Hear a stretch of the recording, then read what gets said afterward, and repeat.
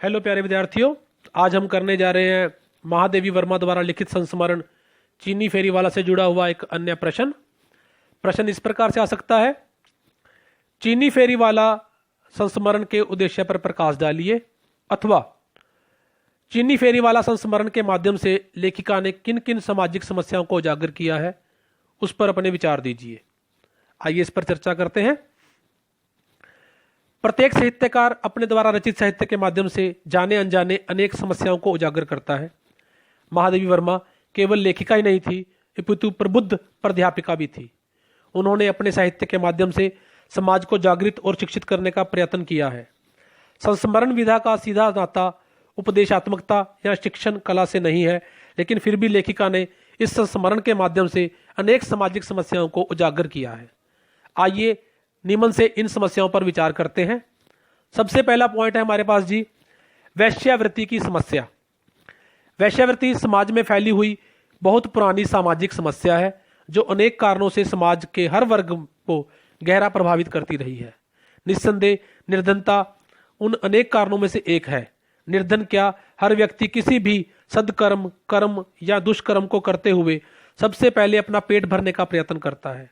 निर्धन व्यक्ति के पास रोटी कमाने के साधन भी कम होते हैं। चीनी फेरीवाला की सौतेली मां के पास शायद यही एक साधन शेष बचा होगा, जो हर दृष्टि से निंदनीय और घृणास्पद था। 12-13 वर्ष की अबोध बच्ची को इस नरक की आग में धकेल दिए जाने के बाद वह उसे छोटे से परिवार का पेट कितने दिन भर पाई होगी, यह सोचने वाला सवाल है। इस अबोध लड़की का असामयिक अंत कितना भयावह रहा होगा, इसकी सहज कल्पना ही की जा सकती है। तो लेखिका ने इस लड़की के माध्यम से और उसकी सौतेली मां के माध्यम से हमें वैश्यावृत्ति की ओर भी ध्यान दिलाने का प्रयास किया है। नंबर 2 है जी, भिखारी समस्या। भारतीय समाज में भिखारियों की वृद्धि से जुड़ी हुई समस्याएं बहुत तेजी से बढ़ती जा रही हैं। गरीबी इसका प्रमुख कारण है, पर अब यह धंधे के रूप में समाज को विकृत करने लगी है। जब चीनी फेरीवाला छोटा था, अबोध था, तब वह भटकता हुआ गिरहकटों के चुंगल में फंस गया था। वहां उसे तरह तरह के बुरे कामों करने के लिए मारपीट कर शिक्षा दी जाती थी। यदि उसकी भेंट पिता से के परिचित चीनी व्यापारी से ना होती तो उसका पूरा जीवन नरक बन गया होता, और यह नरक बनने के पीछे कहीं ना कहीं इन गिरहकटों के चुंगल से निकलना विशेष बात रही। वहीं उनके द्वारा किए जा रहे कामों में भिखारी समस्या को भी स्पष्ट रूप से दिखाया गया है। नंबर 3 है जी, गिरहकटों अर्थात जेब कतरों की समस्या। बिना अधिक परिश्रम किए अधिक माल कमाने की आपराधिक विद्या गिरहकटों की होती है। हाथ की सफाई दिखाने वाले गिरहकट समूहों को मिलजुल कर चालाकी से काम करते हैं। वह तरह तरह के लोगों को मूर्ख बनाकर उनकी जेब पर हाथ साफ करते हैं। चीनी फेरीवाला जिस गिरोह के हाथ लगा था, उसका वास्तविक काम जेब काटना ही था। वह अपराधी अपने झुंड को बड़ा बनाने के लिए अपने साथियों की भीड़ बढ़ाते ही रहते थे और उन्हें मारपीट कर प्रशिक्षण देते थे। कुत्ते के सामान बैठना, गर्दन ऊंची कर खड़ा होना, मुंह पर पंजे रखकर सलाम करना आदि करतब दिखाते हुए वह असावधान भीड़ के जेबों पर सफाई करते थे। उस समय गिरहकटों का दल बर्मी, चीनी, श्यामी आदि का मिश्रण था, और वह सब अपनी अपनी निपुणता के सिद्धांत बड़ी सतर्कता से निभाया करते थे। वह पकड़े जाने की स्थिति में लोगों के द्वारा बुरी तरह पीटे जाते थे, इसलिए पिटाई सहने की क्षमता भी वह सीखते सिखाते थे।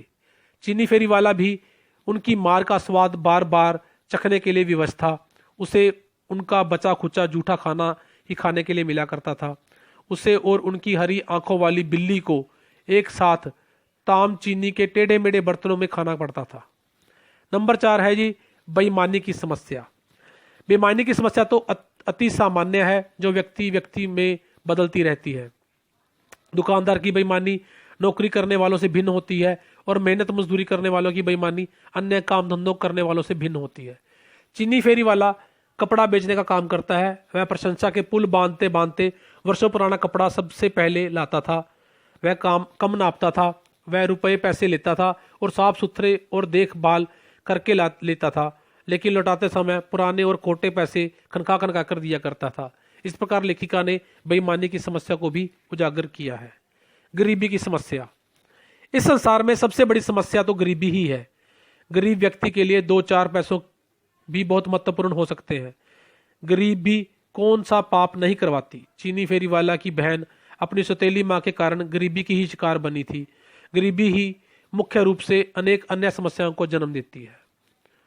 वास्तव में लेखिका ने सोच समझकर तरह तरह की समस्याओं अथवा उन समस्याओं को उजागर करने के उद्देश्य को अपनाया है। ये सब तो स्वाभाविक रूप से इंसान के जीवन से जुड़ी हुई हैं और स्वाभाविक रूप से संस्मरण के माध्यम से व्यक्त भी हो गई हैं। धन्यवाद विद्यार्थियों।